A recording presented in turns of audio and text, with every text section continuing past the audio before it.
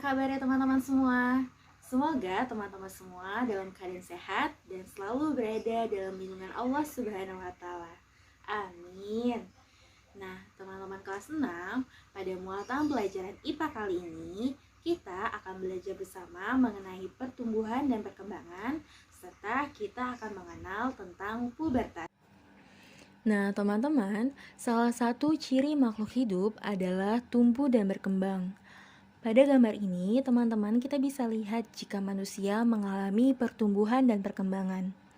Kita setelah dilahirkan dari rahim ibu akan mengalami masa bayi dan balita, masa anak-anak, masa remaja, masa dewasa, hingga kemudian berangsur-angsur mengalami masa tua hingga masa sangat tua atau lanjut usia. Pada setiap masanya, tentunya kita akan mengalami perubahan, seperti pertambahan tinggi badan, pertambahan berat badan, perubahan ukuran tubuh, perubahan fisik, dan tentunya akan mengalami pertambahan kemampuan. Kemampuan seperti apa?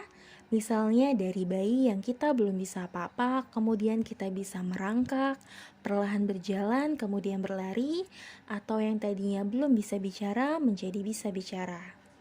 Nah, sekarang apakah pertumbuhan dan perkembangan itu adalah dua hal yang sama atau berbeda? Mari kita simak lanjutannya ya. Pertumbuhan berarti tumbuh. Ada pertambahan sel tubuh yang mengakibatkan bertambah berat badan, tinggi badan, dan tubuh bertambah besar. Sedangkan perkembangan artinya bertambahnya kemampuan, bertambah kecerdasan, dan kecakapan yang lainnya menjadi lebih matang. Contohnya, seorang balita mengalami perkembangan yang baik jika ia sudah dapat berjalan, berbicara, atau meniru orang dewasa. Jadi, apa bedanya pertumbuhan dan perkembangan? Pertama, kita lihat dari sifatnya. Pertumbuhan bersifat kuantitatif, yaitu dapat diukur dan dihitung dengan angka, seperti tinggi badan ataupun berat badan. Sedangkan perkembangan bersifat kualitatif, yaitu tidak dapat diukur dan dihitung dengan angka, seperti kemampuan seorang anak dalam berbicara, berjalan, itu tidak dapat diukur dan juga dihitung. Selanjutnya, dari segi penglihatan, pertumbuhan tentunya bisa dilihat secara fisik dengan penglihatan dari luar ya. Sedangkan untuk perkembangan tidak dapat dilihat secara fisik. Jadi, untuk menyatakan perkembangan suatu anak balita itu baik, kita tidak hanya melihat dari fisik saja, tapi harus diidentifikasi apa kemampuannya sudah sesuai dengan umurnya. Misal, balita umur 2 tahun itu dinyatakan baik perkembangannya jika ia sudah memiliki kemampuan dalam berjalan, berlari, atau menirukan beberapa gerakan orang dewasa. Selanjutnya, dari segi proses dan batasan. Jadi, untuk pertumbuhan biasanya prosesnya akan berlangsung cepat di awal usia hingga remaja. Namun, pertumbuhan akan dibatasi usia. Jadi, pada usia tertentu, pertumbuhan manusia itu akan berhenti. Sedangkan perkembangan untuk prosesnya terus terjadi seiring berjalannya waktu dan tidak dibatasi usia. Jadi perkembangan kemampuan seseorang itu akan terus berlangsung seumur hidup. Selanjutnya kita akan mengenal tentang pubertas. Pubertas adalah masa akil balik atau masa remaja, yaitu suatu masa antara anak dan dewasa yang ditandai dengan mulai berfungsinya alat-alat reproduksi. Biasanya anak-anak mengalami masa pubertas pada rentang usia sekitar 12 tahun untuk anak perempuan dan kisaran 14 tahun untuk anak laki-laki. Masa pubertas bisa datang lebih cepat ataupun lebih lambat. Masa pubertas secara umum dapat dipengaruhi oleh beberapa faktor, antara lain yang pertama adalah gizi makanan.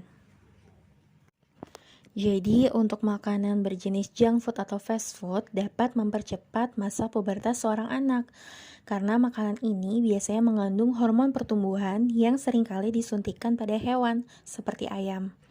Lalu selanjutnya adalah faktor lingkungan. Misalnya dengan adanya media massa atau media sosial yang marak saat-saat ini, itu akan menjadi andil dalam percepatan masa pubertas seorang anak.